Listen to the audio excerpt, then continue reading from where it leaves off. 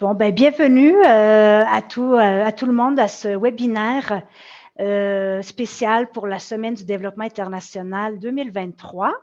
Voilà, donc nous sommes très heureux et heureuses de vous avoir parmi nous.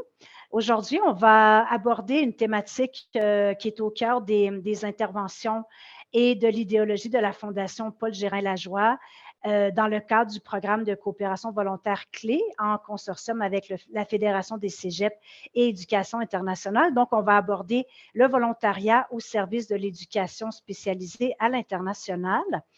Et pour ça, je vais passer la parole à mon collègue Maxime Allard, directeur du programme de coopération volontaire clé, qui va lancer cette discussion. Alors, bienvenue à tous et toutes. Bonjour tout le monde, merci d'être là en si grand nombre et je vois que ça continue d'arriver au fur et à mesure, donc c'est intéressant d'avoir autant de participants, participantes à ce webinaire. Ce webinaire s'inscrit dans le cadre de la semaine d'action, la semaine du développement international, qui regroupe en fait, qui est une semaine où les organisations de solidarité internationale à travers le Canada font des actions de partage et de valorisation de ce qui se fait là, à travers le monde dans différents sujets.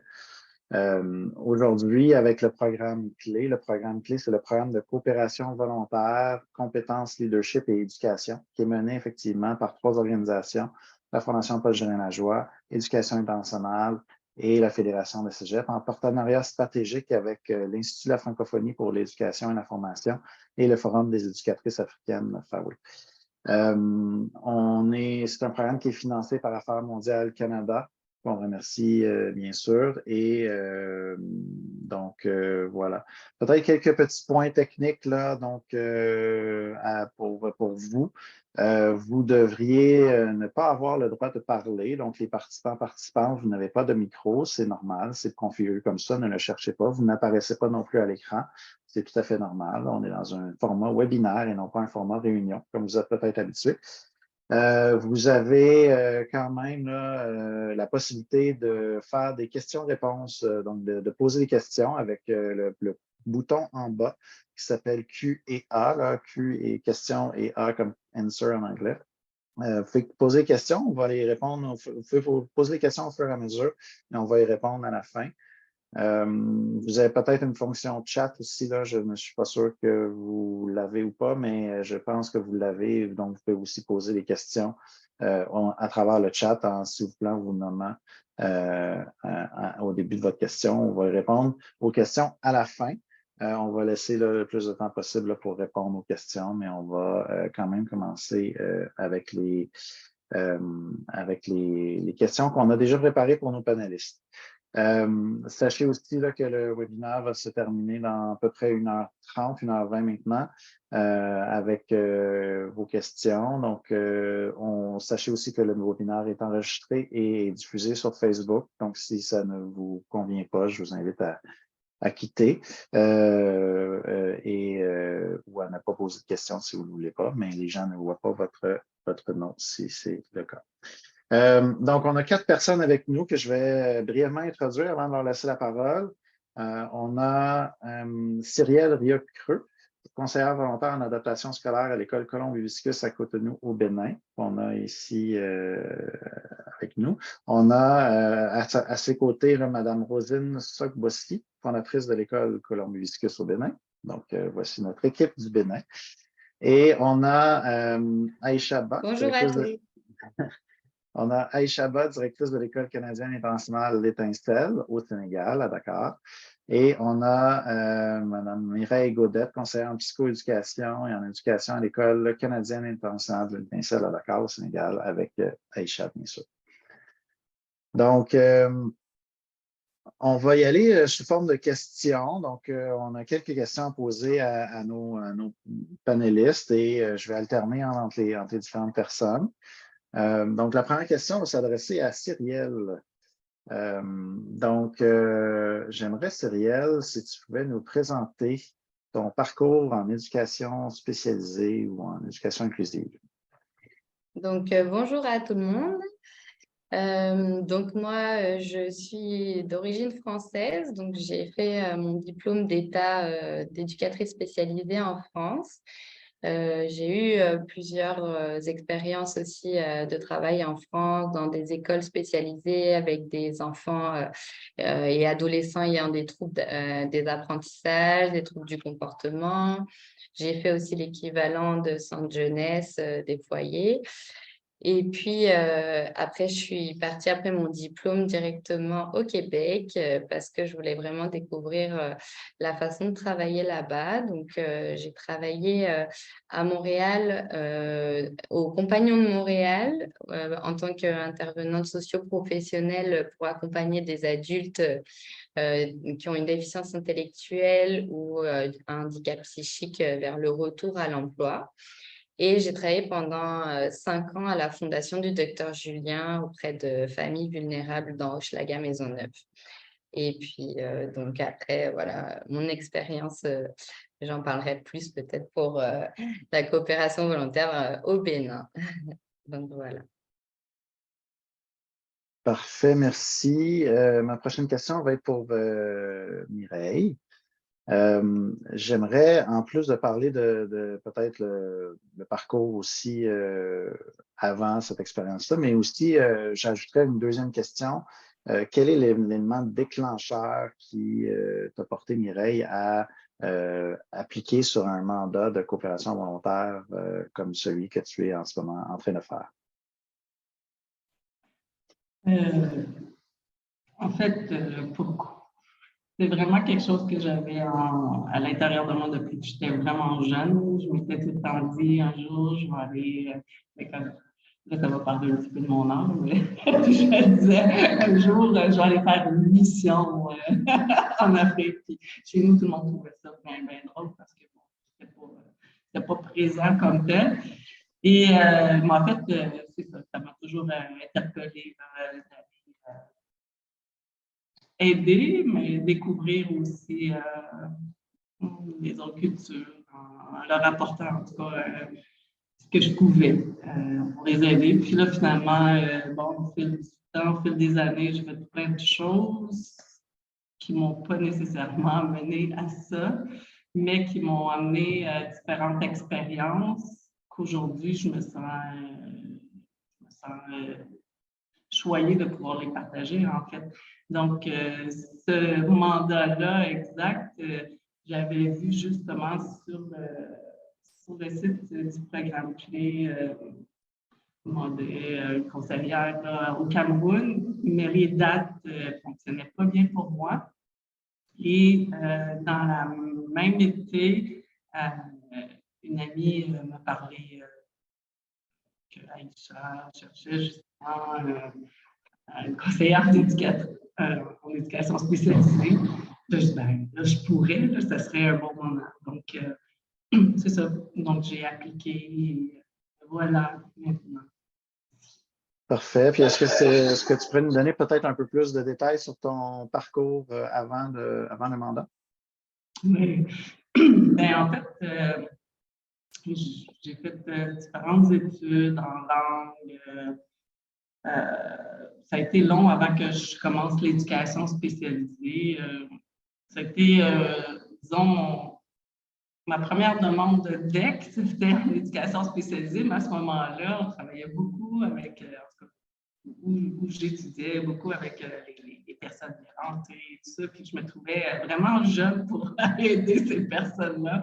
Donc, c'est ça, j'ai continué mon parcours scolaire ailleurs, puis aux alentours de 30 ans, j'ai dit, bon, je suis prête. Je suis prête à aller travailler en éducation spécialisée, donc je suis retournée aux études. Et là, j'ai commencé à travailler tout de suite avec les personnes qui ont une déficience intellectuelle, en autisme. Donc, j'ai fait du communautaire, j'ai fait des centres de réadaptation, troubles du comportement dans les écoles. Donc, voilà. Parfait, merci. Laissez-moi trouver mes questions. Ce ne sera pas bien là, ici. La prochaine question va s'adresser à Aïcha. Est-ce que dans ton cas aussi, tu peux nous parler de ton parcours en éducation spécialisée? Alors, Et tout ce qui a mené peut-être à la fondation aussi de cette école-là, l'Étincelle. alors moi, j'ai tellement de choses à dire que je vais essayer de me résumer. Je vais essayer de me résumer. Moi, c'est vraiment une histoire personnelle hein, qui m'a orientée vers l'éducation spécialisée. J'ai eu une fille autiste, en fait. Donc, du coup, j'ai fait beaucoup de recherches pour connaître un peu et découvrir ce nouveau monde hein, en éducation spécialisée. Donc, ça m'a intéressée à partir de là, il y a une dizaine d'années. Je suis retournée aux études. Moi aussi, je ne dirais pas mon âge. Je suis retournée aux études un peu vieille, mais je me fondais dans la masse sur les bancs de l'école. Et donc, je suis devenue éducatrice spécialisée. Mais vraiment, c'est pour apprendre à mieux intervenir avec ma fille. Sinon, ce n'était pas du tout mon background avant. Après l'éducation spécialisée, j'ai poursuivi en enseignement parce que je me suis dit, bon, on peut gérer les comportements, mais après, on leur apprend comment l'école. Donc, j'ai étudié en psychopédagogie et puis je ne me suis pas arrêtée là, j'ai continué en santé mentale. Donc, je me retrouve avec un 3e cycle en santé publique, option santé mentale. Toujours dans le même désir de pouvoir assoiffer mes connaissances dans ce domaine-là, et je suis devenue un peu accro. Et donc voilà comment je suis rentrée dans l'éducation spécialisée. Maintenant, tout ça m'a amenée à remettre toujours beaucoup de choses en cause, à essayer de chercher toujours faire mieux. Et j'ai décidé d'intervenir au sein de ma communauté, ici au Sénégal, parce que vraiment, je trouvais que il n'y avait vraiment pas grand-chose. On avait beaucoup de bonne volonté, mais il manquait l'essentiel, à savoir la formation des gens. Et j'ai voulu partager cette formation que j'ai eu la chance d'avoir au Québec avec les gens ici. Donc voilà comment l'éducation spécialisée, en tout cas moi de mon côté, est arrivée au Sénégal. Et après ça, comment j'ai plongé dans le programme clé, c'est vraiment en tapant à toutes les portes. Et finalement, le programme a bien voulu m'entendre, surtout pour les Terrain-Nageois, ils ont voulu tenter l'expérience avec nous. Et c'était vraiment le début de l'aide spécifique du côté éducation spécialisée, parce que je savais qu'ils faisaient déjà beaucoup de choses dans l'éducation. Donc, j'ai juste tenté ma chance. J'ai beaucoup prié le bon Dieu. Et finalement, ça a marché et on est très heureux pour soi. Donc, voilà mon histoire du côté d'éducation spécialisée. C'est aussi simple. C'est bon. Je vais poser peut-être la même question à Rosine, Madame Rosine. Eh oui, bon, moi je peux dire que mon parcours en éducation spécialisée s'est fait en 3 temps. Je suis professeure de lycée, j'ai exercé au Gabon et j'étais le professeur responsable des classes de 4e.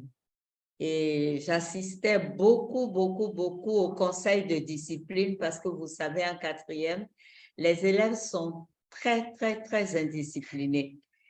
Mais comme dans le lycée, il y avait une psychologue que j'aimais beaucoup aider, j'ai compris que tous ces enfants avaient plutôt des problèmes d'écoute. On les écoutait pas, on ne les valorisait pas. Alors, je me suis dit que si je rentrais chez moi, j'allais créer une école maternelle chez les plus petits, 2 ans et demi, 3 ans, et j'allais donner mon temps à écouter ces enfants-là. 2e étape, j'adhère à la RBC. C'est un programme de réadaptation à base communautaire pour aider les personnes handicapées, puisque vous savez très bien qu'en Afrique, le gouvernement tout de suite ne fait rien pour les familles qui ont des personnes handicapées. Et c'est là que je me suis demandé, mais qu'est-ce que je peux faire moi pour tous ces petits qu'on rencontrait au centre et dans la maison? Et je me suis lancée dans l'intégration de ces petits-là dans mon école ordinaire maternelle. Et j'ai eu le premier autiste que j'ai eu, c'est plutôt lui qui a fait, je suis devenue accro parce que tous les jours, il fallait se battre, trouver des moyens pour le calmer, trouver des moyens pour le faire parler, alors qu'il travaillait très bien, ça aussi. J'ai été très, très étonnée d'avoir un autiste qui ne parle pas, mais qui fait tout bien en mathématiques, en français. Et cette curiosité m'a poussée à continuer l'œuvre. Et comme je n'ai pas fait d'études du tout, de psychologie, de psychopédagogue et tout, j'ai fait appel à des psychopédagogues, à un psychologue qui m'ont aidé tout le temps. Et bien sûr, le programme Clé était aussi là, est venu me trouver à l'école. Je les ai bien embrassés et nous sommes encore ensemble. Voilà comment je suis arrivée à l'éducation spécialisée. Et moi, je dirais plutôt à l'inclusion. Parce que parce que je ne veux pas du tout que les enfants handicapés soient seuls. Je tiens absolument à ce qu'ils soient ensemble avec des enfants non handicapés. Voilà, voilà la force. Excellent. Puis je vais y aller en ordre inverse pour la prochaine question. Donc, Mme Rosine, encore une fois, quelles valeurs sont véhiculées dans votre école, justement? On parle d'inclusion, etc. Est-ce que vous pouvez assez nous résumer, c'est quoi les valeurs qui sont propagées ou incarnées par votre école? Bon, voilà. La première valeur, c'est la solidarité, la coopération, parce que je suis convaincue que nul ne peut être heureux tout seul. Et quand j'ai des enfants handicapés, des enfants non handicapés, je leur apprends le vivre ensemble. Ça, c'est très, très, très important, le vivre ensemble, parce que je suis convaincue que vivre ensemble changerait le regard sur ces enfants handicapés-là. Les parents même changeront de comportement vis-à-vis de leurs propres enfants et que demain, peut-être, nous aurons une société beaucoup plus juste. On y est et je ne me décourage pas. Tant que j'ai la force, on va continuer cette belle œuvre-là. Voilà. Prochaine question pour Aïcha.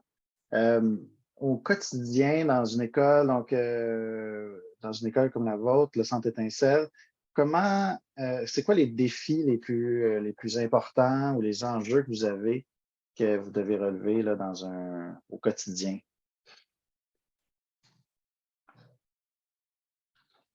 Il y en a plusieurs, mais le premier défi, c'est vraiment l'essence même de notre partenariat avec vous, avec le programme Clé, c'est la formation des intervenants.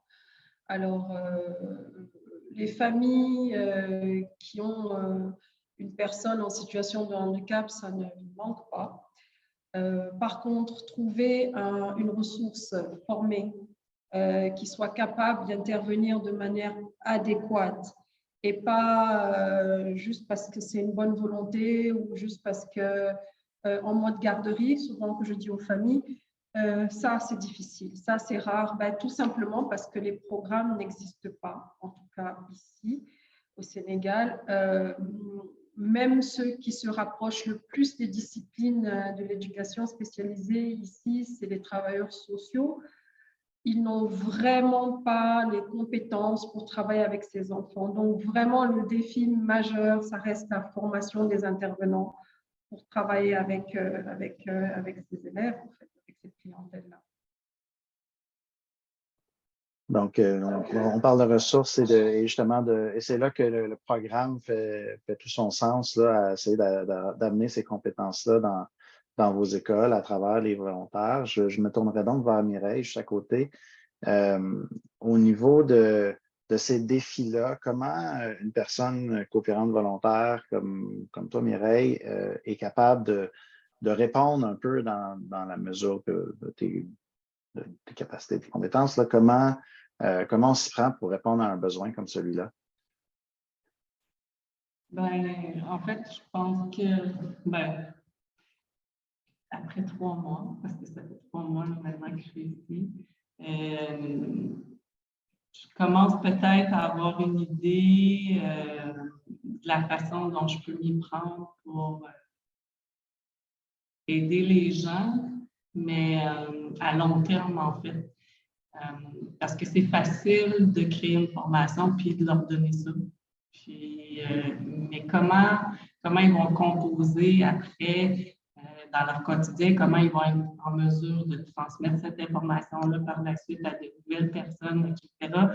Je sais que ce n'est pas la façon de faire.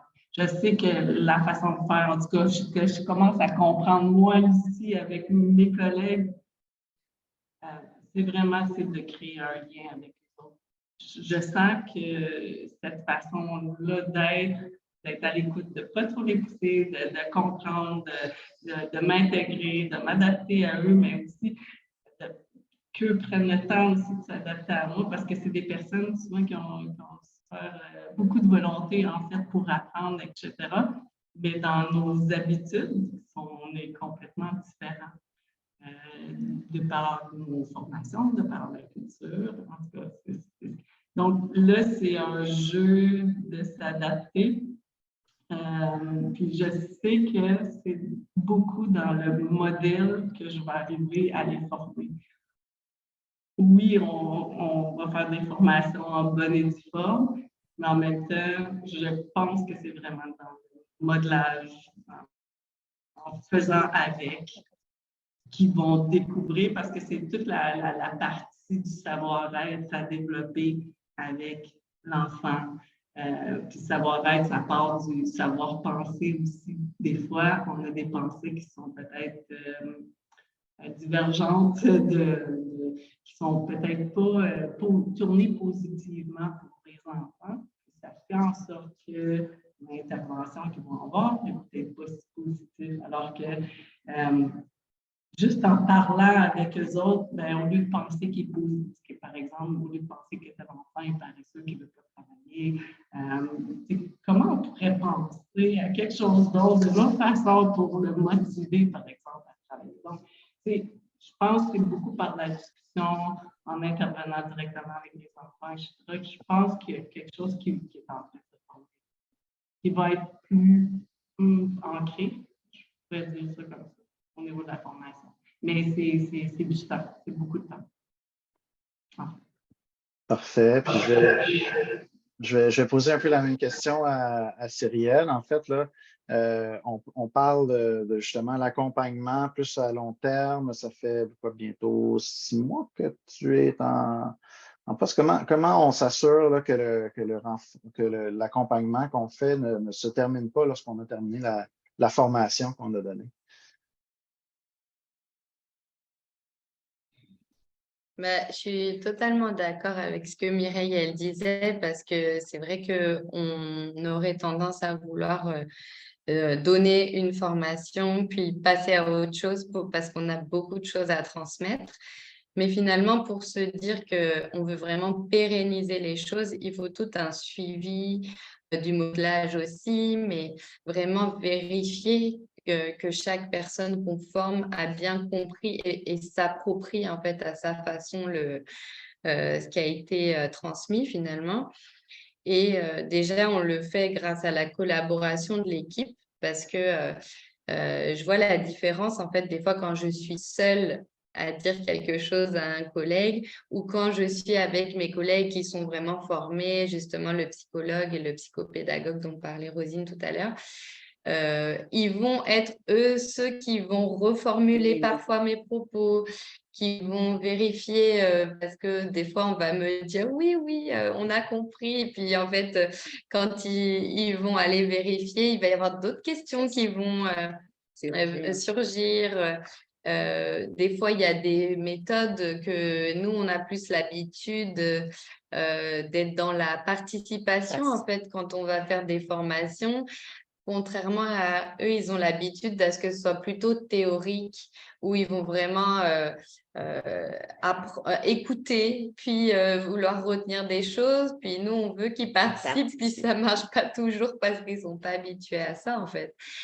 Donc, pour pérenniser les choses, c'est vraiment le fait de s'adapter. En fait, c'est un peu comme nous, dans l'éducation spécialisée, on va au rythme de la clientèle finalement, et là on se met aussi au niveau de au Bénin, les cultures sont comme ça, la façon de faire est comme ça, donc on va essayer de se mettre à ce niveau-là et en même temps d'être vraiment dans l'humilité parce que, bon, moi, je considère pas que je transmets seulement parce que j'en apprends aussi beaucoup.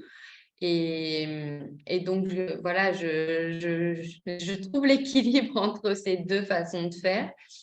Et après, bah, pour la pérennité, moi, je vais aller aussi dans le défi qu'on a du moment, c'est que pour pérenniser les choses, il faut que les gens qu'on forme puissent rester les années suivantes pour que, en fait, on puisse asseoir les acquis et puis continuer. Et il faut des petits moyens financiers pour faire en sorte que voilà, l'équipe elle puisse être valorisée aussi par le travail qu'ils font soit valorisé aussi par un salaire et voilà, qui soit. Donc c'est le défi, mais on attend un nouveau mandat qui arrive dans quelques jours pour nous aider à mobiliser des ressources. Donc, voilà. Exactement.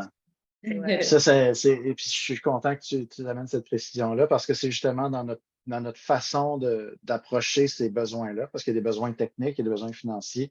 Ben, nous, on essaie de donner aux partenaires locaux, dans ce cas-ci, c'est les deux écoles, leurs propres moyens d'être capables d'aller chercher des fonds, là, parce qu'on n'a pas, sinon, ça ne serait pas une façon pérenne de Bah, c'est ça, parce Exact. qu'on utiliserait l'argent pour quelque chose, puis ça serait fini. Alors que Voilà, là, oui. l'idée, c'est qu'ils sachent aller chercher eux-mêmes.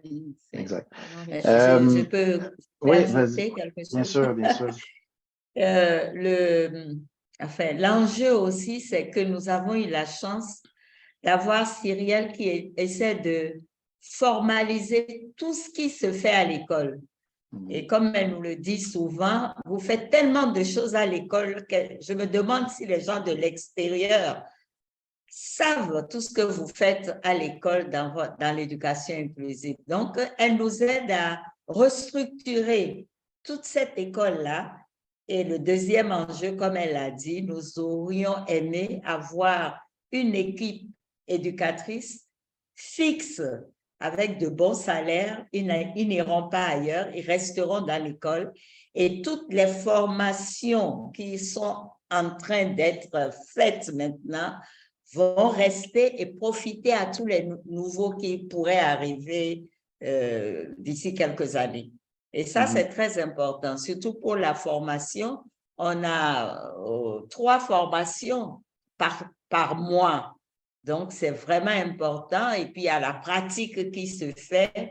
Vraiment, je crois que si nous réussissons à placer tout ça, notre objectif sera atteint parce qu'on a trop d'ambition pour l'école avec les demandes venues de l'extérieur. Voilà, c'est ce que je voulais ajouter. Merci. Peut-être avant les prochaines questions, on va tenter une petite expérience. On a des vidéos qui ont été faites justement dans l'équipe de Rosen, dans l'équipe du centre de Colombe-Hibiscus, de l'école Colombe-Hibiscus. Donc, on va essayer de les diffuser. Daphné va essayer de partager son écran avec le son. On va essayer de voir si ça fonctionne. Si ça ne fonctionne pas, on va laisser tomber assez rapidement, mais voilà. Vous voyez mon écran déjà? Oui. Parfait. Est-ce qu'on entend du son? Non. Bien long.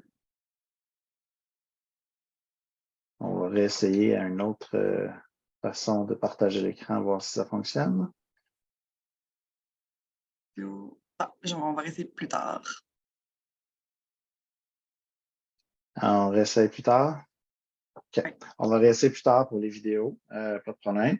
Je rappelle peut-être quelques petits trucs techniques. Là. Il y a toujours des gens qui se joignent à nous. Donc, premièrement, il y a des gens qui sont sur Zoom, il y a des gens qui sont sur Facebook. Les gens sur Zoom, il y a un bouton questions-réponses là en bas de votre écran, en bas des images là, que vous voyez, qui s'appelle Q&A. Vous pouvez poser une question à ce niveau-là. N'hésitez pas, vous pouvez la poser à une personne, vous pouvez la poser à tout le monde en même temps. Les questions en passant là, de recrutement, si vous voulez faire un mandat, etc., il va y avoir des liens qui vont vous être partagés là, si vous posez une question ou directement dans le chat. Pour les gens qui sont sur Facebook, n'hésitez pas non plus à réagir ou à faire un commentaire en dessous, là, bien sûr, de la diffusion live sur Facebook. Ou poser une question et elle va nous être transmise là, par notre gestionnaire de réseaux sociaux. Je vais continuer un peu dans la... Peut-être, on a beaucoup parlé d'éducation inclusive, d'éducation spécialisée. Je vais peut-être poser la question à Aïcha. De nous peut-être faire une petite définition là, de la différence pour les gens qui nous écoutent, qui sont moins habitués à ces termes-là. C'est quoi la différence entre éducation inclusive? Donc, l'école Étincelle, notamment une école plus spécialisée, alors que les Colombes Hibiscus, c'est une école plus inclusive. Donc, peut-être faire la distinction entre les différents concepts à ce moment-ci. Bon, alors,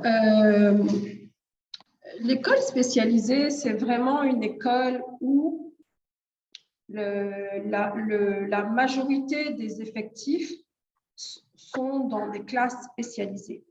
Il y a une règle qui dit que dans une école, si on a 50% des élèves qui sont en classe spécialisée, c'est une école spécialisée. Donc, c'est vraiment donc une école avec que des classes spécialisées, mais ça peut être une école régulière dont la moitié des effectifs est spécialisée, ça balance dans la catégorie école spécialisée. Par contre, l'école inclusive, c'est une école où il y a un côtoiement d'élèves avec handicap et élèves du régulier. Donc, dès lors que les élèves du régulier sont supérieurs aux élèves du spécialisé, ça devient une école inclusive, mais ça va plus loin que ça. Normalement, l'école inclusive tend à faciliter la passerelle du côté du spécialisé vers le régulier. Donc, il y a quand même des moments où, par exemple, certains élèves qui ont les capacités sont introduits dans les classes régulières avec plus ou moins des assistances. Donc, c'est justement cette passerelle-là qui est intéressante en allant vers l'école inclusive. D'ailleurs, nous, cette année, on a décidé de passer à l'école inclusive pour les mêmes raisons que Roselyne disait, parce que tout simplement, on veut former des citoyens qui sont tout simplement à qui on ouvre les yeux, qu'il faut accepter la différence. Dans un monde, on ne peut pas juste trouver des gens à qui on ressemble et qui a du tout, et vraiment commencer dès le bas âge à introduire cette notion de différence et d'acceptation et de vivre ensemble. Donc, c'est ça, en gros, les grandes différences entre les écoles spécialisées et les écoles inclusives. Si Rosine veut rajouter, mais en gros, c'est ça. Rosine, quelque chose à rajouter? Exactement ce qu'elle a dit, que les enfants handicapés vivent avec des enfants non handicapés. Mais dans une école inclusive, il y a des enfants handicapés qui ont besoin d'être suivis. Donc, ils ont un AVS dans la classe qui les suit heure après heure. C'est vrai, le mélange se fait à la récréation, ils sont ensemble. L'école est dotée d'une salle de rééducation. Il y a plein de matériel pour les enfants handicapés, mais on ne fait pas de distinction. Dans chaque classe, vous pouvez avoir un enfant handicapé, soit avec son AVS, son assistant de vie scolaire, ou alors le maître, s'il n'est pas trop handicapé, le maître peut le prendre en charge et la consolidation se fait après le cours. Voilà, c'est ce que Aïcha a dit, mais là, c'est le côtoyer. Et je trouve dans ce cas que les enfants non handicapés sont responsables. Ils sont obligés d'être responsables. Vous savez, les enfants, ils veulent tout de suite voler au secours de ceux qui n'arrivent pas. Et c'est très beau. Des fois, vous voyez des choses qui vous donnent des larmes aux yeux, des enfants non handicapés qui volent au secours des enfants handicapés, qui leur promettent même de faire de très belles choses, qui sont là pour les encourager. Donc, c'est très beau. Moi, je crois que l'inclusion, si d'ici là, toutes nos écoles peuvent être inclusives, ça sera une très belle réussite dans la société. Mais, il y a un mais. Si je peux me permettre, moi, j'ai quand même vraiment changé d'avis depuis que je suis à Hibiscus parce que, enfin, changer d'avis, je ne sais pas, mais en tout cas, je me disais, j'étais réticente à me dire que tous les enfants avaient leur place vraiment dans une classe ordinaire. Parce que je me disais que, bon, avec certains élèves que j'avais pu rencontrer, notamment particulièrement les autistes, qui peuvent être, voilà, avoir vraiment des troubles du comportement associés et vraiment de la rigidité, des grosses difficultés à s'intégrer dans un groupe et d'avoir vraiment une prise en charge très, très spécifique, pardon. Et bien là, même avant qu'on recrute autant d'auxiliaires de vie scolaire, il y a des élèves qui étaient intégrés dans la classe et même s'ils n'avaient pas forcément le travail encore totalement adapté, juste le fait d'être dans cette classe intégrée, et même des fois, ils s'ennuyaient. Moi, je me disais, bon, il doit y avoir beaucoup de crises au début où je suis arrivée. Je me suis dit, ouais, ça va être compliqué à gérer. Je vais voir comment ils font ça. Mais en fait, le fait qu'ils soient vraiment intégrés dans la classe et qu'aussi, il faut se le dire, au Bénin, c'est un peu plus strict, même beaucoup plus strict qu'au Québec. Je vois un peu le côté où, en fait, on va peut-être apprendre du Québec dans la parole de l'enfant est très importante, mais en même temps, on peut apprendre aussi de l'Afrique dans la discipline a aussi du bon, donc tout en bienveillance, évidemment, mais amène une sécurité en fait à l'élève. Et donc, il y a les élèves là, en plus maintenant qu'ils ont leur AVS, ils progressent dans les apprentissages, en plus d'être à l'aise au sein de leur classe avec les autres élèves. Donc, c'est vraiment impressionnant quand même. Donc, vive l'inclusion. J'ai le goût de demander à Mireille si elle a une réaction similaire face on arrive avec nos connaissances, nos savoir-faire, nos savoir-être, et on est confronté à d'autres réalités et à d'autres façons de répondre à ces besoins-là. Est-ce qu'il y a des apprentissages que toi, Mireille, tu as eu ou fait depuis ton arrivée chez Étincelle?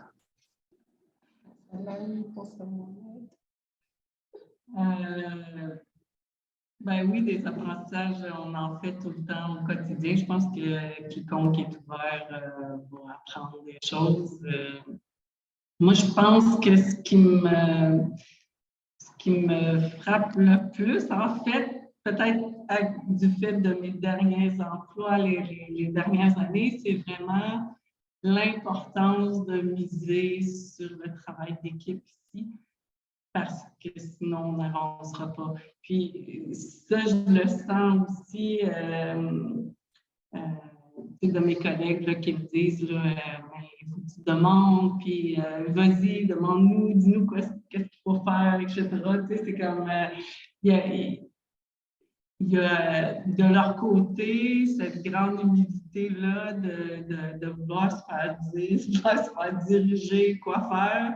Il y a de mon côté ce désir-là, justement, de développer l'humilité parce que je trouve que c'est une qualité super importante en éducation.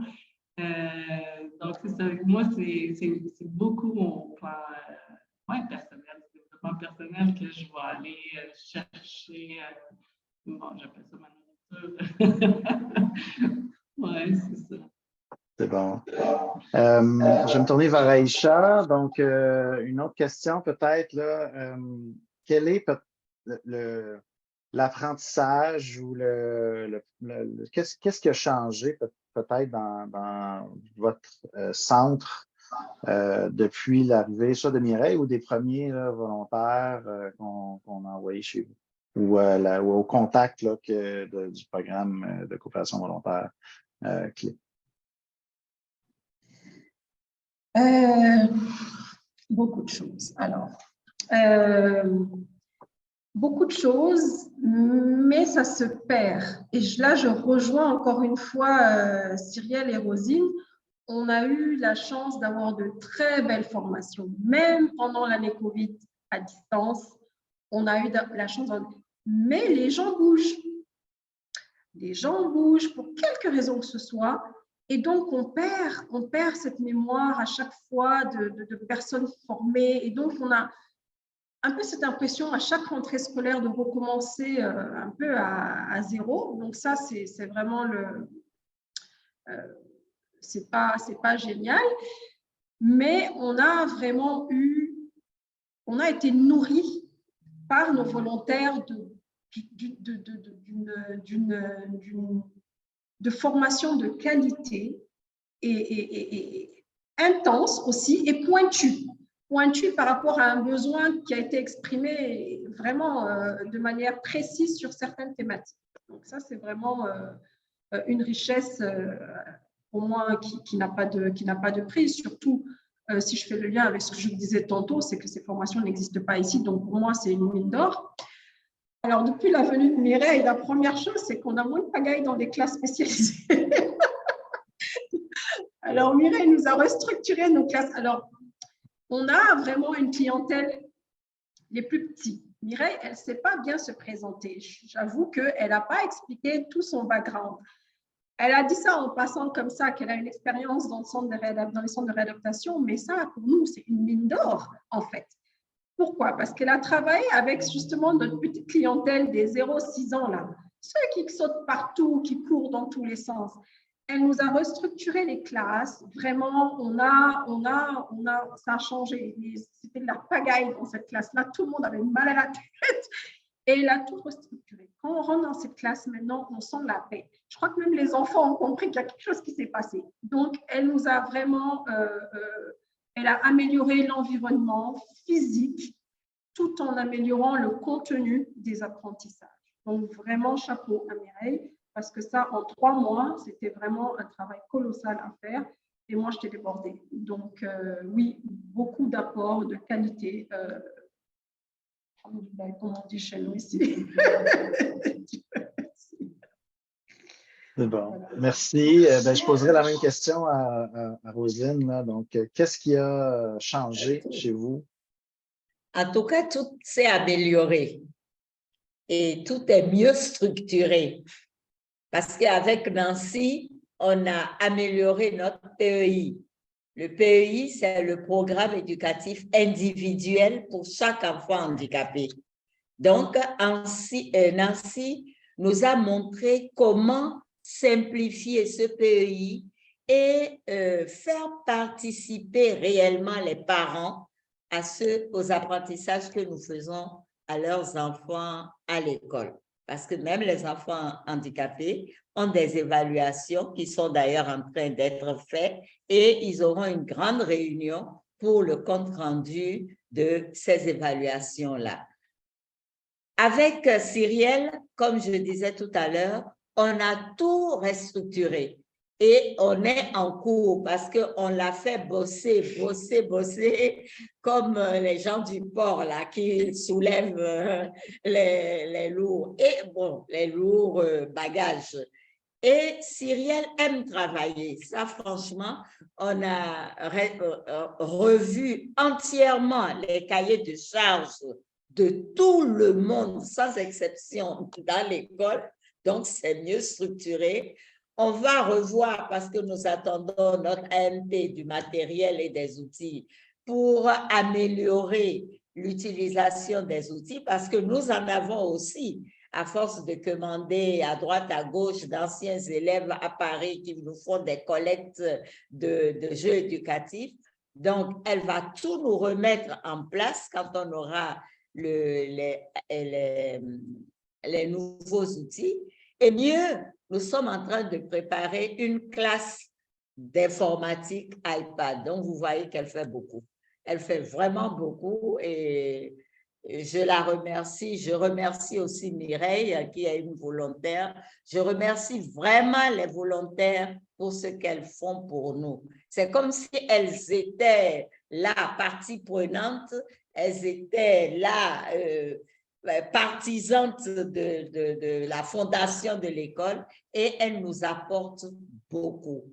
et j'ajouterai quelque chose, sans nous imposer leur, comment dirais-je, leur vouloir, parce que tout s'est fait en échange, en participant, en échange, et c'est vraiment bien. Moi, je suis en tout cas très satisfaite de ce que nous vivons avec nos volontaires. Et les maîtresses aussi, elles vous le diront. Parfait. Je poserai une question à Cyrielle. Justement, là, Rosine a évoqué là, cet achat de matériel. Pour les gens qui nous écoutent, donc, on a 3 stratégies d'intervention auprès pour le renforcement de capacité des organisations partenaires. Une de ceux-là, la principale stratégie d'intervention, c'est la présence de personnes volontaires comme Cyrielle, comme Mireille, et comme on en a une 50aine en ce moment là, déjà dans les différents pays d'intervention. Il y en a une autre qui est le partage entre les différents partenaires. Entre autres, Rosine est allée au Sénégal en octobre-novembre, et on a eu la chance de visiter le centre étincelle de Aïcha. Donc, ce genre d'échange-là, il y a des échanges virtuels aussi qui se font de façon régulière. Et la troisième façon d'intervenir, c'est la mise à disposition de petits montants d'argent qui sont disponibles pour faire des projets spécifiques. Et dans le cas du colon hibiscus, il y a des achats de matériel. Cyrielle, je pense que tu peux en parler un peu peut-être de qu'est-ce qui s'en vient. Oui, en fait, au début où je suis arrivée, je me suis rendu compte que il manquait quand même des outils pour aider des choses de base en fait qu'on a l'habitude d'avoir au Canada dans l'éducation spécialisée, qu'on a l'impression que c'est de base, puis en fait quand on vient, on se dit en fait non, c'est une chance qu'on a d'avoir tout ça, surtout qu'on ne les trouve pas forcément ici. Donc, par exemple, pour des enfants qui ont un trouble du déficit de l'attention, juste d'avoir un time timer, pour certains au Québec, c'est facile de trouver ça, puis toutes les écoles en ont. Puis en fait, ici, on ne peut même pas en acheter parce que ça n'existe pas. Puis ils ne connaissent même pas en fait l'existence de ces outils-là. Donc, on a répondu à l'appel au micro-projet. J'ai accompagné l'équipe d'Hibiscus pour répondre à cet appel à projet qu'on a pu avoir. Et donc là, on attend les sous pour lancer toutes les achats, dont le matériel aussi informatique pour pérenniser en fait toutes la base de données des élèves, de pouvoir aussi permettre aux enseignants et aux auxiliaires de vie scolaire qui sont en fait entre guillemets comme les éducateurs et éducatrices spécialisés qui sont dans les classes au Québec. Et pour que en fait ils puissent créer eux-mêmes leurs outils parfois parce que le travail qui est fait en classe par les élèves en situation de handicap, parfois ils suivent la classe le cours de l'enseignant, mais parfois ils font un travail vraiment adapté. Et là, ils font tout à la main, quoi. Ils sont en train d'écrire, fais tel exercice, ils forment des ronds, des carrés. Enfin, on ne se rend pas compte que voilà, c'est un travail qui est très fastidieux. Toutes les évaluations ont été créées comme ça à la main. Donc, moi, je dis, attends, donne-moi l'évaluation, je vais tout numériser, je vais tout créer en format numérique. Mais parce qu'il y a peu d'ordinateurs, donc il n'y a que certains professionnels qui ont leurs ordinateurs. Donc là, on va mettre en place vraiment un ordinateur fixe dans un bureau où tout le monde va avoir accès et on va encore plus les former à tout ça. Je vais mettre des sites Internet où on peut trouver directement du matériel qui est déjà créé. Enfin, donc vraiment, la MP, là, c'est super. On est super contents. Ça va être encore une avancée de plus. Ouais. Pour les personnes qui nous écoutent, là, l'AMP, c'est l'appel à micro-projet. C'est c'est notre processus d'attribution des fonds à travers les différents partenaires. Aïcha, Mireille, je ne sais pas à quel point tu étais impliquée dans ce projet-là, mais Aïcha, peux-tu nous expliquer, toi aussi, tu as bénéficié ou tu es en train de bénéficier là, avec ton école de ce type d'appui-là? Oui, nous aussi, ça fait vraiment toute une différence. J'ai l'impression de répéter la même chose que Rosine et Cyrielle. Mais effectivement, alors le matériel pédagogique, sans ça, on ne peut pas travailler. Et en plus, il se brise tout le temps. Alors, je vous donne un exemple. Les petites trampolines là, où nos enfants sautent, ben, ça se brise tout le temps. Il faut... Bref, on a besoin d'un stock, que ce soit en classe ou bien dehors. Tout ça, c'est du matériel pédagogique. Sans ça, le travail de l'éducateur ne se fait pas. Donc, vraiment, c'est super important pour nous. Nous aussi, c'est pareil. Je souriais quand je l'ai entendu dire, on est en train d'essayer de systématiser le suivi des apprentissages parce que c'est fastidieux. Donc, les éducateurs, comme ils ne sont pas aussi bien formés, suivre l'élève, en même temps prendre les notes, relever les choses et après rédiger le rapport, c'est super compliqué pour eux. Donc, on rebondit. On s'est dit, bon, on brise tout ça, alors on essaie d'informatiser le maximum de choses pour qu'il y ait le moins d'intervention de l'éducateur possible par rapport à ça, qu'il soit plus concentré à la prise en charge, à l'interaction des élèves qui sont en charge. Donc, l'AMP, ça nous aide à tout ça. Ça nous aide à informatiser nos outils, ça nous aide à acheter le matériel en éducation spécialisée. Et c'est des besoins récurrents et indispensables pour notre bon fonctionnement. C'est toujours une bouffée d'oxygène. Et encore une fois, merci, parce que nous, actuellement, c'est sur ça qu'on est en train de fonctionner. Et c'est vraiment, ça tombe toujours à pic, quoi. Vraiment, vraiment. Parfait, merci. Je rappelle aux gens qui nous écoutent là, sur Zoom, vous avez un bouton là, questions-réponses en bas. Donc, on a déjà une question, je vais la poser, mais avant, juste rappeler, donc vous pouvez poser votre question là. Si vous êtes sur Facebook, dans notre Facebook Live, vous pouvez poser la question en dessous là, de la vidéo. Donc, n'hésitez pas, les questions vont nous être relayées. Donc, une question que je poserai un peu à tout le monde, une question de Jean-Michel. Bonjour, quelles sont les principales contraintes rencontrées dans la mise en œuvre de l'éducation inclusive dans vos pays, là, notamment en lien avec la culture de chacun de vos pays, s'il y a lieu, mais de façon générale aussi les contraintes dans la mise en œuvre de l'éducation inclusive. Aïcha en a parlé peut-être un peu au début avec la formation des enseignants, des éducateurs, éducatrices spécialisés. Est-ce qu'il y en a d'autres, des contraintes plus peut-être en lien avec votre pays d'intervention? Votre pays, pardon. Je peux y aller. Oui. Allez-y. La plus grosse contrainte, c'est qu'on nous croit. Moi, je prends notre exemple. Nous avons travaillé avec Handicap International et élaboré des documents pour la formation des enseignants dans toutes les écoles ordinaires primaires pour qu'ils puissent accepter des enfants handicapés. Les agents techniques de la RBC font déjà le programme de sensibilisation dans les communautés.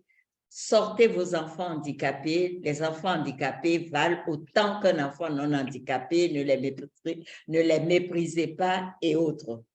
Mais quand ces enfants-là arrivent dans une école ordinaire où le directeur refuse de les accepter, où c'est le maître qui le met au fond de la classe, l'enfant s'ennuie et il retourne chez lui. Ça, c'est une grosse contrainte. Nous sommes arrivés à former plus de 300 enseignants qui étaient partenaires à ACHI. ACHI a fait des formations pour les inspecteurs de l'éducation et pour les responsables pédagogiques, mais on ne sent pas, on a l'impression que ça ne prend pas encore. Ce n'est pas une priorité pour le ministère de l'Éducation. Donc, vous voyez, ça traîne alors que même enfants handicapés, c'est des enfants béninois et tous les enfants ont droit à l'éducation. Alors, c'est une contrainte pour nous.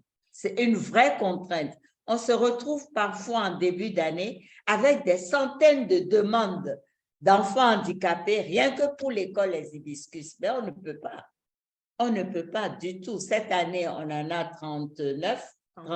37 sur 116 enfants, mais l'État ne fait rien pour nous.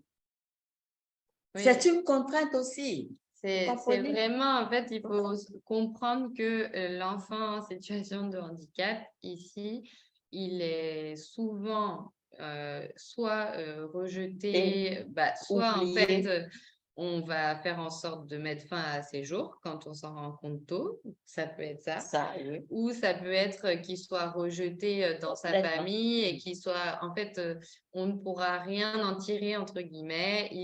Ça ne sert à rien de l'éduquer, ça ne sert à rien de, voilà.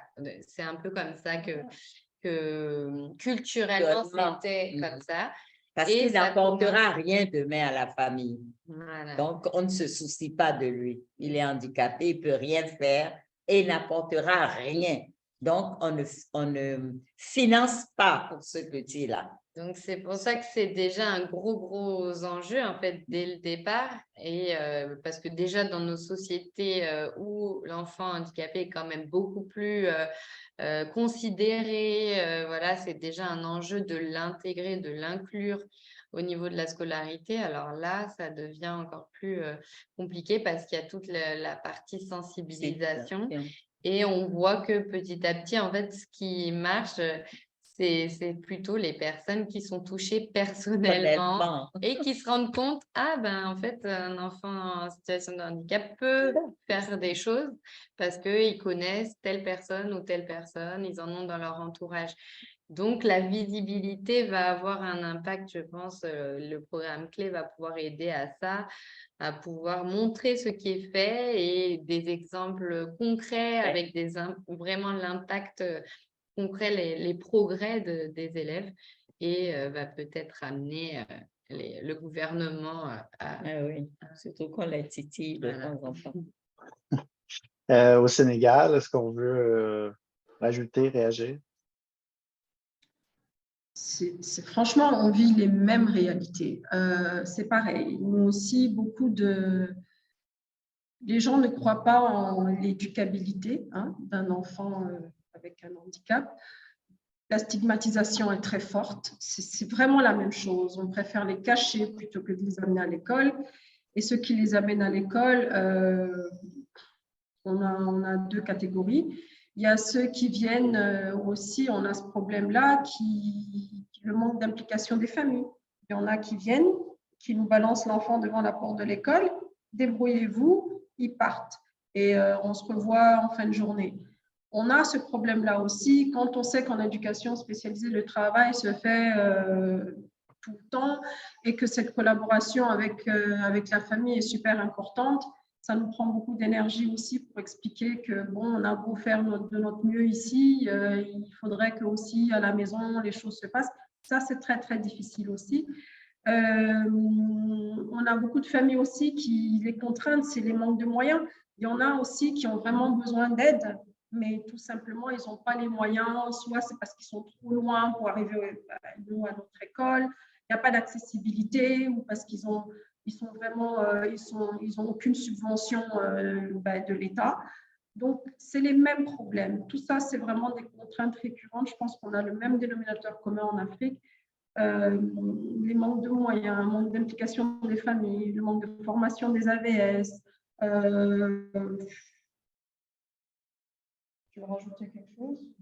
Bon, Mireille a été imprégnée, elle a vu plein de choses là, en 3 mois. Mais elle absorbe beaucoup. Ces gens, je suis en mode observation. Ah ouais, c'est comme ça. Je dis, ouais, c'est comme ça. C'est bon. Mais ce qui est beau, c'est qu'on trouve, excuse-moi Maxime, ce qui est beau, c'est qu'on apprend beaucoup et ça nous freine pas. Même moi, j'ai appris à comment gérer certaines familles. On fabrique du matériel, on leur donne, même si on ne les voit pas beaucoup, mais on se dit, ah bon, là, peut-être la nounou peut essayer au moins. On essaie de contourner les choses parce que nous, après tout, ce qui nous intéresse, c'est les progressions du petit. Et bon, il y en a qui ont honte après, qui viennent vers nous. Bon, c'est ça qu'on veut là. Mais on essaie vraiment d'embrasser cette différence culturelle et de faire au mieux pour lever ces différentes contraintes comme on peut, en tout cas nous, à notre niveau. Parfait. Et j'ai le goût de vous poser la question, là, on a parlé des défis. Est-ce que vous avez des solutions à proposer, des axes bien sûr, on n'est pas les premiers ministres ou les présidents du Sénégal ou du Bénin, mais si, je ne sais pas si vous l'étiez, si vous aviez le contrôle sur les priorités de l'État ou d'autres structures, ça n'a pas besoin nécessairement de venir de l'État, mais quelles seraient les solutions pour atteindre une plus grande inclusion des personnes vivant avec un handicap dans l'éducation? Une grande question, Mireille? Oui, en fait, je pense que c'est Cyrielle tantôt qui en avait parlé ou Rosine, mais moi, je pense réellement que la sensibilisation doit se faire dès le plus jeune âge. Fait que, tu sais, pour vrai, je tire mon chapeau sur le genre d'école inclusive que vous avez au Bénin.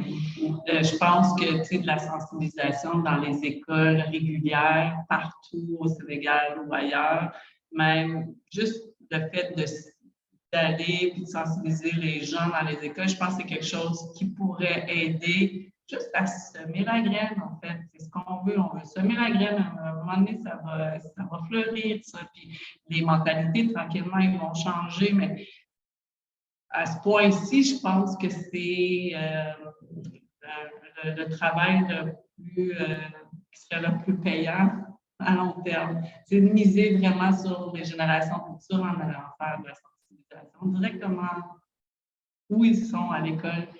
Ils ne veulent pas, ça va sensibiliser leurs parents parce que les enfants vont en parler. On sait que c'est comme ça, les enfants sont souvent le moteur de changement pour les parents, donc on souhaite que ça puisse faire effet boule de neige plus vite même. C'est une suggestion.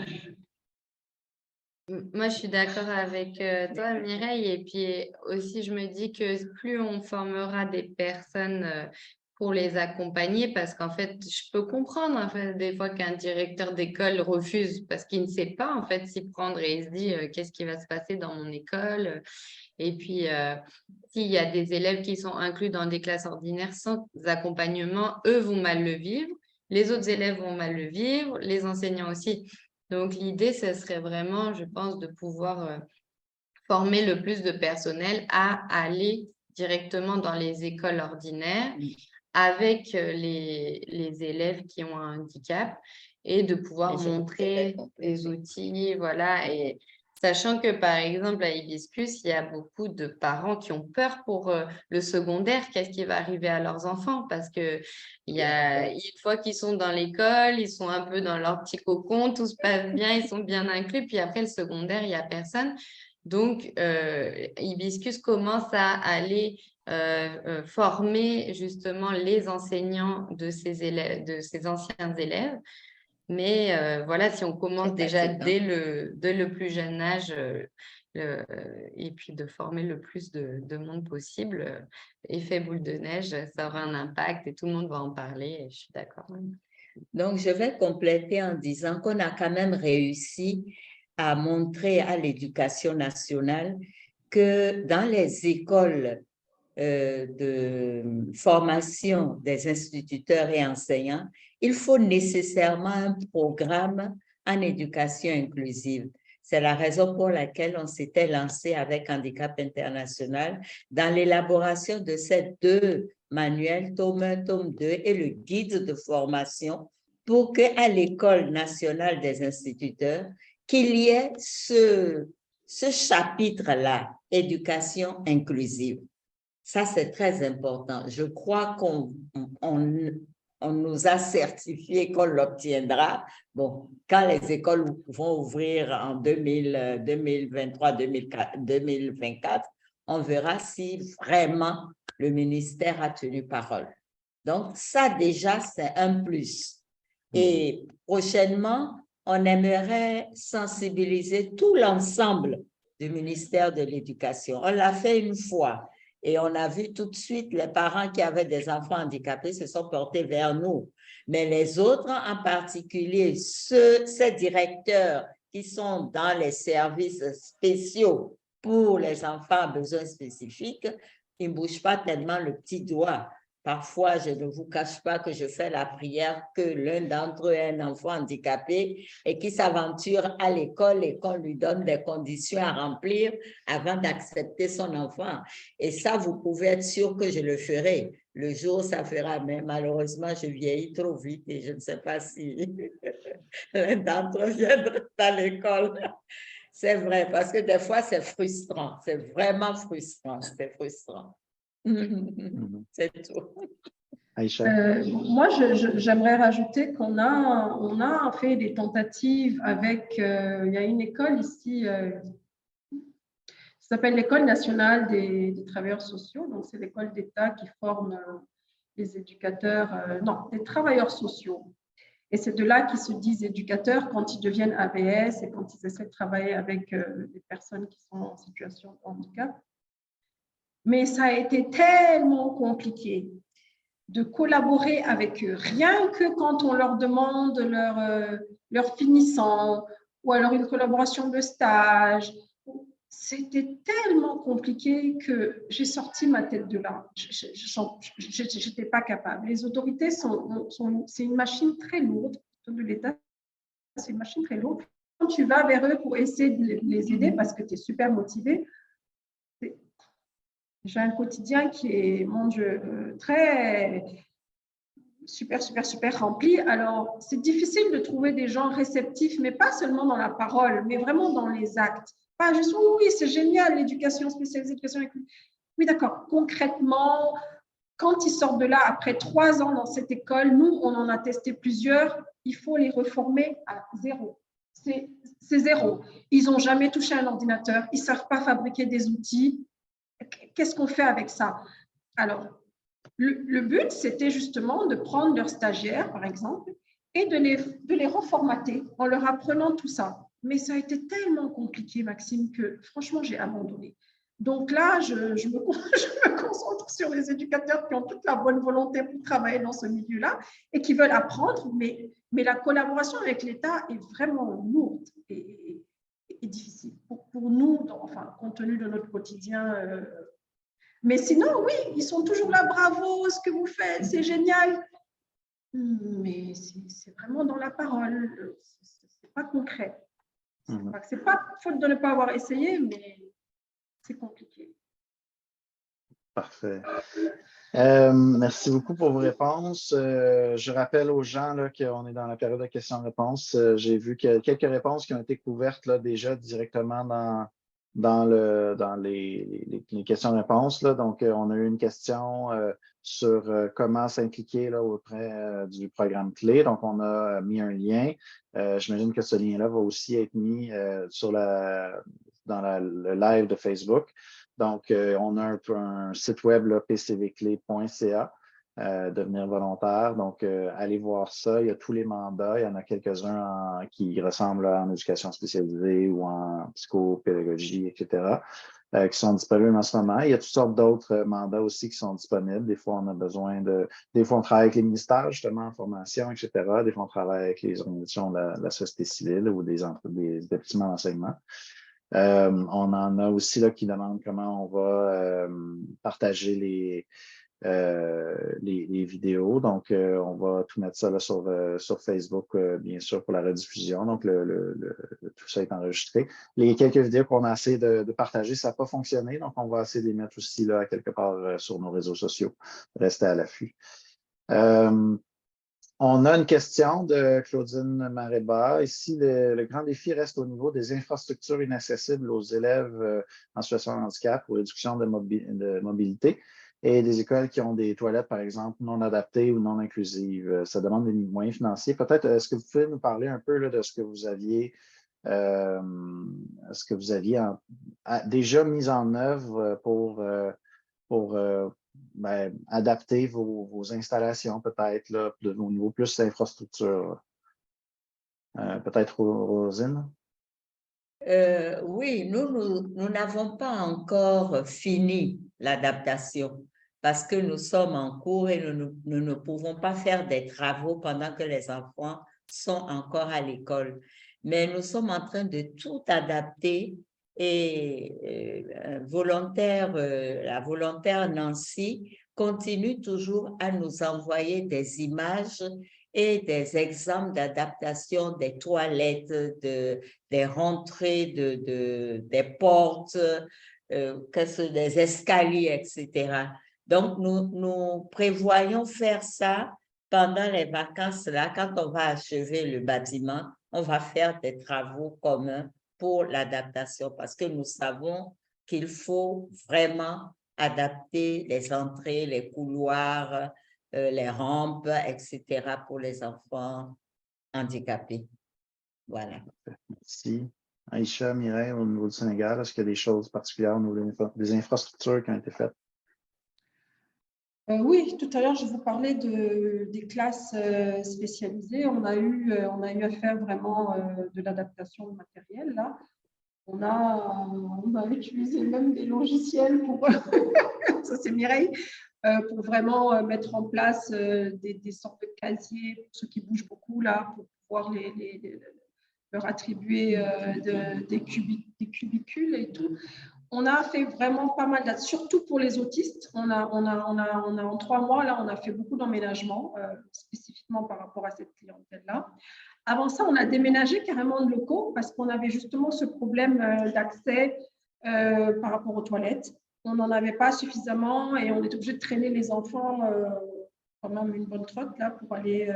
Donc tout ça, oui, on a commencé, mais on s'améliore à chaque fois. À chaque fois qu'on se rend compte que ça peut être optimisé, ben, on essaie de s'accommoder et puis d'ajuster les choses. Mais on a vraiment fait beaucoup de choses. Parfait. Oui, et ça doit être un défi, j'imagine, de tout moment, d'essayer d'adapter toujours un peu plus là, ces installations et ces matériels pédagogiques et tout ça. On a une autre question qui s'adresse plus à Mireille et Cyrielle, en fait, que je vais reformuler un petit peu, ou que je vais faire 2 questions en une peut-être, là. Quelles seraient peut-être là, vos recommandations des gens qui nous écoutent peut-être et qui voudraient s'impliquer là, soit à travers un mandat ou soit autrement, peut-être dans leur vie quotidienne ou on est au Canada, je ne sais pas trop quoi faire avec ça, j'ai pas l'occasion de me rendre au Bénin pour aider Rosine et son école, etc. Qu'est-ce qu'on peut faire dans notre quotidien? Puis, je vais poser la question qui est posée là. À la suite de votre mandat, Mireille et Cyrielle, comment vous allez peut-être continuer à votre combat ou votre implication là, pour la question de l'éducation inclusive et ou spécialisée? Quelqu'un veut commencer? Sinon, peut-être Cyrielle? Alors, pour les personnes qui ne pourraient pas venir, bon, c'est dommage, parce que vraiment, c'est une expérience tellement riche, parce que je pense qu'on ne peut pas s'imaginer vraiment tant qu'on n'est pas allé. Et puis, quand on parlait des ressources, des moyens, tout ça, ben, on se rend compte qu'ils font vraiment beaucoup avec peu. Et que, on relativise aussi sur notre vie. Là, par exemple, désolée, je fais une petite parenthèse, mais on a reçu une stagiaire de France qui a un séjour de rupture, ça ne va pas du tout dans sa famille, donc ils l'ont envoyée au Bénin pour voir un peu. Puis, elle relativise beaucoup sur finalement, même si son histoire de vie est très compliquée, elle voit quand même que, bon, on est quand même, voilà, il y a les pays qui ont la chance d'avoir accès à l'éducation, à la santé, d'autres pour qui c'est plus compliqué. Quand on parle de, voilà, ici, il y a beaucoup de besoin aussi au niveau, il faut être riche en fait pour pouvoir avoir une adaptation et puis que son enfant handicapé soit inclus. Donc bon, il faudrait venir quand même, je trouve, mais sinon, si vous ne pouvez pas venir, il y a des mandats aussi à distance qui existent.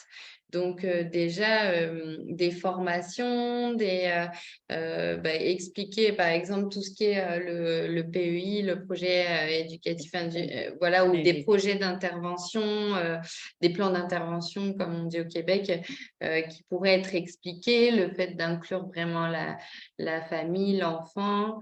Donc, il y a plein de possibilités à distance de pouvoir aider. Il y a aussi le fait d'en parler autour de soi, de dire que ça existe, le développement international, le fait voilà, de promouvoir ça, de dire qu'on en a entendu parler, le programme clé. Puis vraiment, quand on est dans l'éducation spécialisée, le programme clé, c'est en plein là-dedans. Donc, c'est vraiment riche pour ça. Et voilà un peu ce que je peux en dire. Merci. Mireille? Cyrielle, tu as fait le tour. S'il y a des gens qui sont intéressés à s'impliquer, ils peuvent toujours communiquer avec Aïcha. Elle va les mettre en contact avec moi. Mais pour vrai, il y a beaucoup de choses à faire, en fait. Il y a beaucoup de matériel à penser en lien avec les objectifs, etc. Donc, il y a beaucoup de choses à préparer. Des fois, c'est beaucoup manuellement. Bon, c'est en éducation spécialisée, ils nous appellent les bricoleurs, donc ils sont en train de faire quelque chose. Mais pour bricoler, il faut les avoir préparés. Donc, des fois, c'est de faire la recherche, etc. Donc, il y a quelqu'un qui est intéressé, il y a beaucoup de choses à faire. Et pour ceux qui auraient peur de faire des mandats, le programme clé quand même prépare vraiment bien. Même j'en riais presque parce que presque il nous faisait le trousseau de combien de bas fallait emmener. Enfin, c'était presque tellement... on est vraiment couvé là. On a une formation autant dans la théorie, dans l'humanitaire en général, parce qu'on a des formations qu'on reçoit même de l'ONU. Et on a aussi des choses vraiment concrètes, comment ça va se passer. Puis quand on arrive sur place, on est accueilli. Enfin, on n'est pas lâché comme ça dans la nature. Et aussi, ce que moi, personnellement, j'aime dans le programme clé, c'est le fait qu'il n'y a pas que des Canadiens aussi qui viennent. Donc, il y a aussi ce qu'on appelle les Sud-Sud, les échanges entre les différents pays d'Afrique. Donc, il y a aussi des experts, par exemple, du Cameroun, du Sénégal, qui pourraient venir au Bénin et inversement. Donc, vous avez aussi des collègues de toute nationalité, en fait. Donc, ici, à Hibiscus, j'ai des collègues plutôt béninois. Là, on est dans le bureau du programme. J'ai des collègues québécois, j'ai des collègues guinéens, togolais. Donc, c'est très, très riche quoi, de toute culture. Parfait. Il nous reste à peu près du temps pour une dernière question, puis il y en a une qui a été posée. Donc, je vais la poser là. C'est Fatou Bawed qui a posé la question. Donc, bonjour. Avant tout, je veux féliciter pour le travail extraordinaire que vous faites sur le terrain, Rosine et Aïcha, ainsi que les volontaires du programme clé. Question pour Mireille et Cyrielle. Là. Donc, question très terre à terre. Là. Est-ce que vous pourriez nous décrire une journée typique d'une personne volontaire dans vos établissements? Donc, à quoi ça ressemble une journée chez vous? Donc, peut-être Mireille, oui? Non. OK. En fait, j'arrive avec un plan en tête.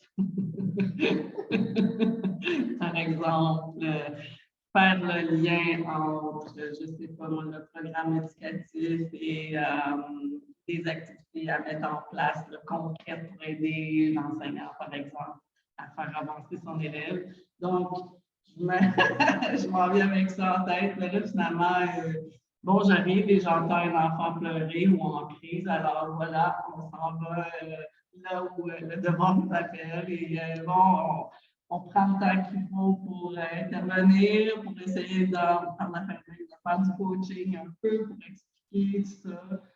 Il y a du temps qui passe, alors on retourne à l'ordinateur, on complète tout ça. Donc, grosso modo, c'est presque tous les jours comme ça, dans le sens que c'est la récréation, donc on va en profiter pour aller justement approfondir nos liens avec les enfants, etc. Puis aussi, j'ai toujours ça en tête, c'est toujours qu'est-ce que je peux faire pour aider à modeler, dans le fond, les interventions des intervenants. Puis, entre autres, ça se passe dans les cours de récréation. C'est là où on tisse les liens les plus serrés avec les enfants. C'est quand on joue avec eux, etc.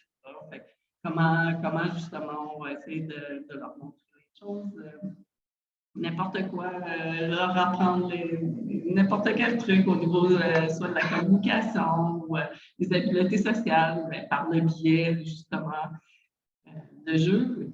Donc, c'est ça. Après ça, ben, dans l'après-midi, je finis par prendre quelques minutes, aller me mettre au soleil pour manger. Puis après ça, ben, c'est le temps ouais, de recevoir Aïcha avec ses 10 000 projets.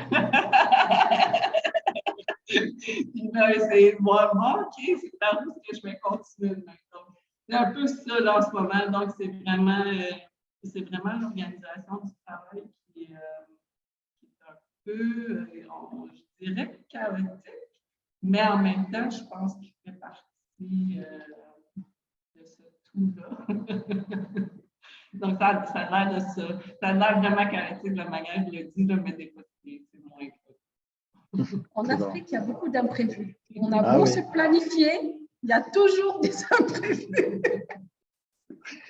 En effet. Cyrielle, t'as aperçu de ta journée? Bon, ça nous parle beaucoup parce qu'une journée type, je n'en ai pas, mais moi, ce qui est un peu différent, on va dire, de Mireille, c'est que j'ai essayé de mettre mes limites parce que, en fait, c'est aussi Nancy qui était une coopérante volontaire avant qui m'a aussi dit ça et le fait que le programme clé insiste beaucoup sur le renforcement de capacité. Et au début, j'ai été beaucoup présente pour comprendre comment ça fonctionnait, tout ça. Et après, j'ai dit, OK, je suis là que tel jour, de telle heure à telle heure, tel jour, de telle heure à telle heure. Et le reste du temps, je suis au bureau pour justement créer les outils, pour pouvoir prendre le recul, pour préparer les formations, faire aussi le rapport qu'on nous demande aussi pour le programme. Parce que sinon, en fait, je ne pouvais pas avancer. Et en même temps, j'allais être trop essentielle, entre guillemets, parce que finalement, on a besoin de ressources. Donc, si je suis trop présente, après, je ne veux pas qu'ils ressentent un manque. Il y a un employé de moins. Donc, l'idée, c'était vraiment de pouvoir apporter autant voilà, d'être présente parce qu'il faut quand même faire du modeling, il faut entrer en lien avec les élèves pour les comprendre, avec les enseignants, les AVS, mais en même temps, je prends le recul aussi pour pouvoir avancer de l'autre côté, puis avoir la tête un peu reposée et de revoir mes collègues après. Ah, j'ai pensé à ça. Bon, même quand je suis pas à Hibiscus, on se fait tout le temps des notes vocales, voilà, mais on fait le point. Mais c'est un peu l'équilibre que j'ai pu trouver pour ça. Tu as oublié. Il y a une partie qu'elle oublie là. Elle Oui. commence sa journée par le fond. Le fond, c'est... Elle doit dire bonjour, au revoir en fond. Les salutations en fond. Le fond, c'est le dialecte qui est le plus parlé au Bénin. Donc oui, j'essaye de parler le fond. Donc voilà, tout le monde, je dis aux gens de l'école de me parler en fond. Donc j'essaye de répondre. Donc voilà, c'est ça. C'est le début et la fin de la journée. Parfait. Donc, merci beaucoup à nos quatre panélistes, pardon. On va lancer là, dans quelques secondes un sondage que les personnes bon, effectivement, il vient d'apparaître, que vous pouvez répondre là, dans votre écran. Pendant ce temps-là, je remercie bien sûr Mireille, Aïcha, Cyrielle et Rosine de votre très appréciée participation. Je vais vous demander de rester quelques minutes après la fin là, pour qu'on puisse se parler.